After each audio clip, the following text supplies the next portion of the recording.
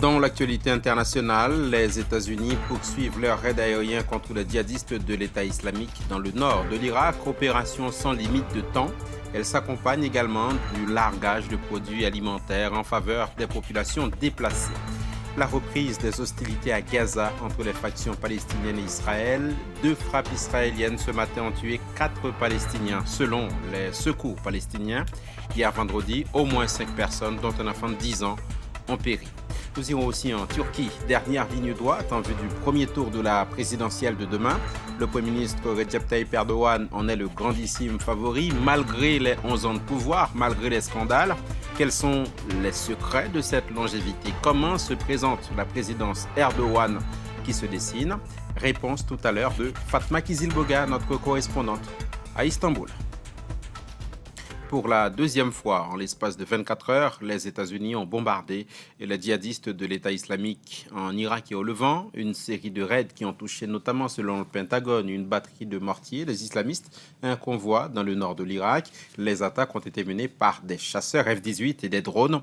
Elles font suite aux déclarations de Barack Obama sur la nécessité que les États-Unis interviennent en Irak pour défendre leurs intérêts, protéger les civils et éviter un éventuel génocide. Vendredi, une première frappe menée par un drone élimine des positions djihadistes dans le nord de l'Irak. Puis c'est au tour des chasseurs américains de larguer des bombes sur l'artillerie de l'État islamique en Irak et au Levant. D'après la Maison-Blanche, les forces kurdes et les Américains postés à Erbil étaient directement menacés. Le président est déterminé à utiliser l'action militaire pour protéger les personnels américains visés en Irak. Il est déterminé à faire usage de la force militaire américaine pour faire face à une situation humanitaire urgente. Il est également déterminé à ce que les États-Unis ne s'engagent pas dans un conflit militaire prolongé. Depuis la prise de Mossoul en juin, les djihadistes ne cessent de progresser. Ils se sont emparés de Karakosh, la plus grande ville chrétienne d'Irak, et seraient actuellement à 40 km d'Erbil. La Maison-Blanche rappelle que les frappes américaines sont réclamées par le gouvernement irakien et les forces kurdes. Ça fait un moment que nous attendions cette décision de la part des États-Unis, parce qu'il est évident et clair que l'un des alliés les plus importants de la région pour lutter contre les terroristes, c'est la nation et le gouvernement kurde. Des dizaines de milliers de civils fuient devant l'avancée djihadiste. Les minorités chrétiennes et yazidis sont particulièrement menacées. La guerre a repris à Gaza entre Israël et les factions palestiniennes. À l'expiration ce vendredi de ce cessez-le-feu de 3 jours, l'armée israélienne a repris ses raids sur le territoire en réponse à des tirs de roquettes. Ce samedi matin, selon les services de secours palestiniens, 2 frappes israéliennes ont causé la mort de 4 personnes. Hier vendredi, au moins 5 personnes avaient été tuées, dont un enfant de 10 ans, dans les bombardements. Gaza, où quelques voix commencent à critiquer le Hamas, qu'elles rendent responsable de la reprise des opérations israéliennes. Écoutez ce qu'en dit Christelle Bernot, qui est notre envoyée spéciale sur place. Depuis hier, on entend quelques voix discordantes au sein de la population gazaoui. De plus en plus de Palestiniens reprochent au Hamas d'avoir repris les tirs de roquettes sur Israël, puisque dès la fin du cessez-le-feu hier, les tirs de roquettes ont repris et en riposte, Israël a bombardé hier la bande de Gaza. Et ces Palestiniens accusent le Hamas d'être responsable de la reprise de ces hostilités. Il y a encore néanmoins beaucoup de Gazaouis qui soutiennent le mouvement islamiste. Ils soutiennent surtout les conditions posé par le Hamas dans ces négociations, à savoir la levée du blocus sur Gaza. C'est tout l'enjeu de cette guerre pour beaucoup de Gazaouis. Pour eux, il n'est pas question de mettre fin à ce conflit sans obtenir quelque chose en échange. Notez qu'en Cisjordanie, une manifestation de soutien aux Gazaouis a tourné au drame. Ce vendredi, un jeune Palestinien de 22 ans est mort des suites de ses blessures. Il a été touché par des tirs de l'armée israélienne. La manifestation se déroulait à Hébron. Quelques 2000 personnes avaient gagné les rues pour protester contre l'offensive israélienne. Il y a aussi eu des manifestations à Naplouse et à Bethléem. Notez aussi qu'en Jordanie, plus de 15 000 personnes ont crié leur colère face à l'offensive israélienne à Gaza. Manifestation à l'appel des frères musulmans. Objectif, soutenir les Gazaouis et les combattants du Hamas. C'était le plus grand rassemblement pro-palestinien organisé depuis longtemps à Amman. Toujours aucune sortie de crise à l'horizon en Libye. Le pays affronte une très grave crise politique depuis la chute du colonel Kadhafi en 2011. La milice rivale continue de s'affronter à Tripoli, à Benghazi. Conséquence, les civils fuient par dizaines de milliers. Direction Misrata. Julia Sieger. N'ayant nulle part d'autre où aller, des centaines de familles libyennes attendent à l'entrée principale de Misrata. Elles ont fui Tripoli ou Benghazi, deux villes où les combats entre deux factions rivales se sont récemment intensifiés. Nous recevons les familles et nous leur fournissons une aide financière.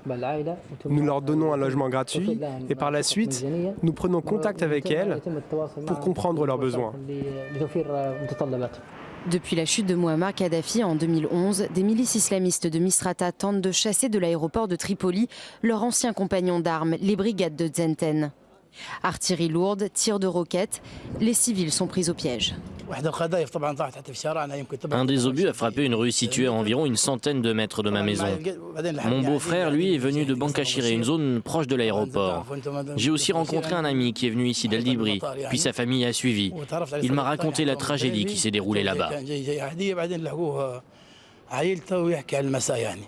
Pour des questions de sécurité, les pays occidentaux ont pour la plupart fermé leurs ambassades et rapatrié leur personnel. Le nouveau gouvernement libyen encore fragile et l'armée naissante n'ont pour l'instant pas réussi à rétablir l'ordre dans le pays. Ce vendredi, l'ONU a convoqué les deux factions pour tenter de trouver les termes d'un cessez-le-feu.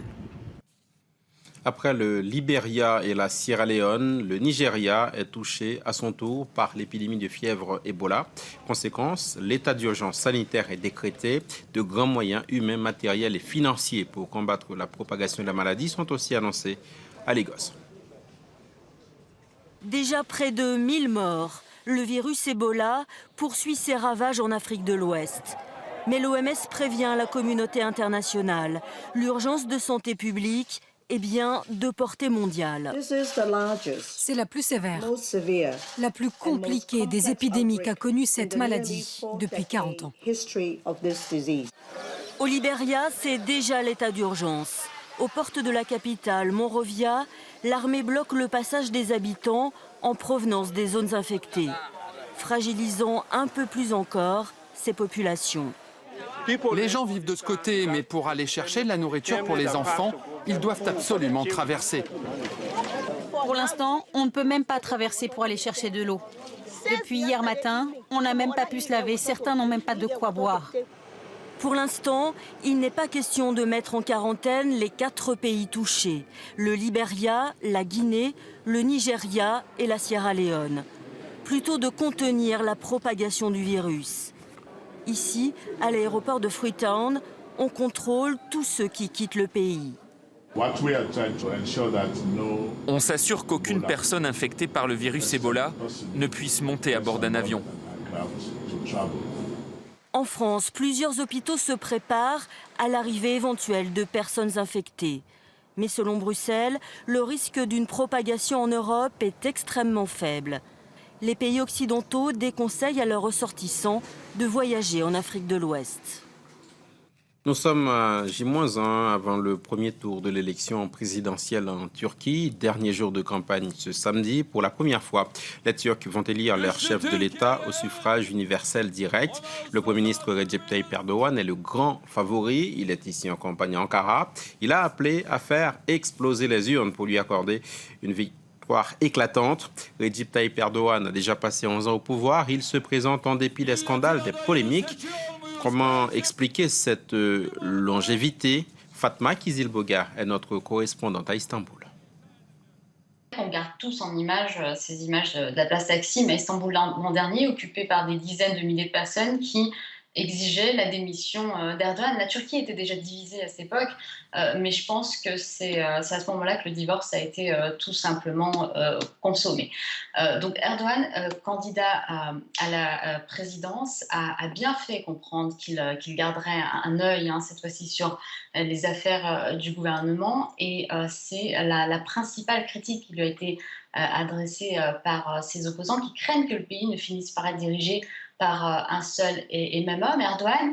eh bien, qui a tout le temps largement mis en avant la main de l'étranger, des traîtres. Il a accusé certaines personnes d'être infiltrées dans les appareils de l'État.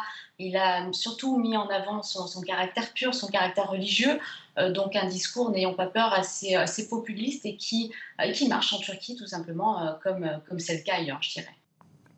Quelle que soit l'issue de l'élection présidentielle et pour éviter une nouvelle crise politique, il y aura un gouvernement d'union nationale en Afghanistan. Les deux candidats, Abdullah Abdullah et Ashraf Ghani, sont tombés d'accord. Sous la médiation de John Kerry, les deux rivaux se sont engagés à travailler ensemble.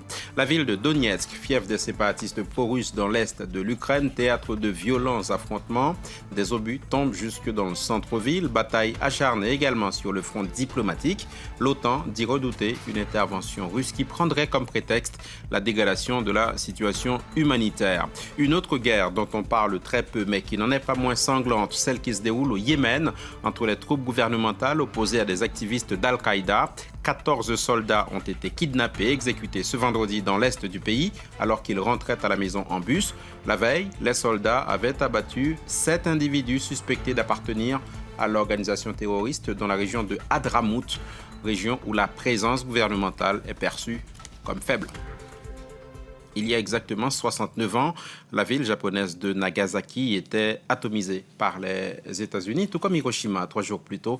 Comme d'habitude, les Japonais ont commémoré l'événement, manifestation en mémoire des victimes de la deuxième bombe atomique de l'histoire. 70 000 personnes avaient trouvé la mort. Les Américains ne se sont jamais excusés. L'usage de la bombe atomique a marqué la défaite du Japon et la fin de la Seconde Guerre mondiale. L'information continue sur France 24 et sur Internet france24.com. En anglais, en français et en arabe, vous pouvez retrouver tous nos contenus. D'autres infos à suivre sur notre antenne. Merci de votre fidélité à notre chaîne.